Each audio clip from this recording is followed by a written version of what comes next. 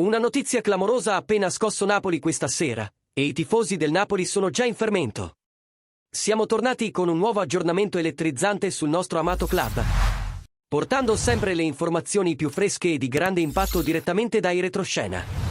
Come sempre, il nostro impegno è quello di tenervi informati su ogni dettaglio che può influenzare il futuro della squadra.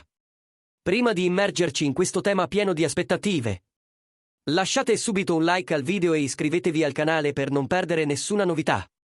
L'argomento di oggi mostra come una sola decisione possa cambiare il corso di una trattativa e, chissà, persino il destino di un giocatore. Sì, nei corridoi del Napoli si sta preparando qualcosa di davvero incredibile, ma anche fatto di scelte ferme e strategiche.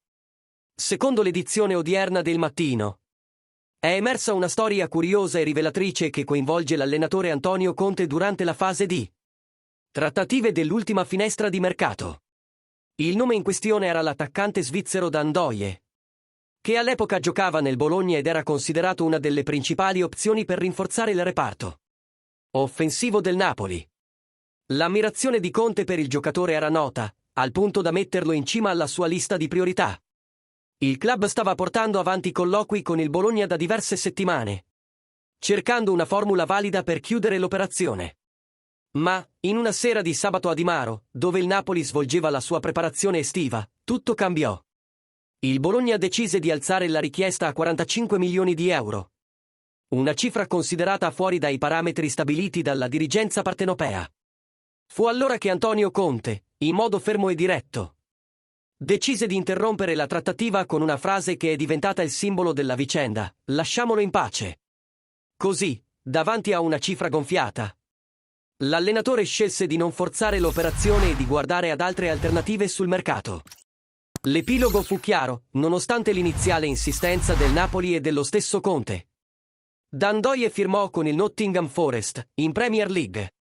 La decisione sorprese molti, poiché l'attaccante sembrava destinato a indossare la maglia azzurra. Tuttavia, l'episodio rivela l'approccio strategico di Conte, che preferisce rimanere fedele a limiti finanziari e a un piano di lungo termine, anche davanti a giocatori che stima.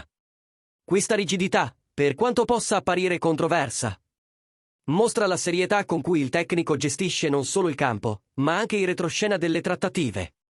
Questo tipo di storia illustra bene la filosofia di Conte: concentrazione, disciplina e chiarezza nelle scelte.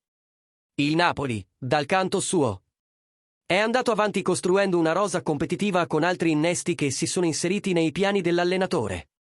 Eppure, il ricordo di quella sera a Di Maro resta come un momento chiave che avrebbe potuto cambiare il mercato azzurro.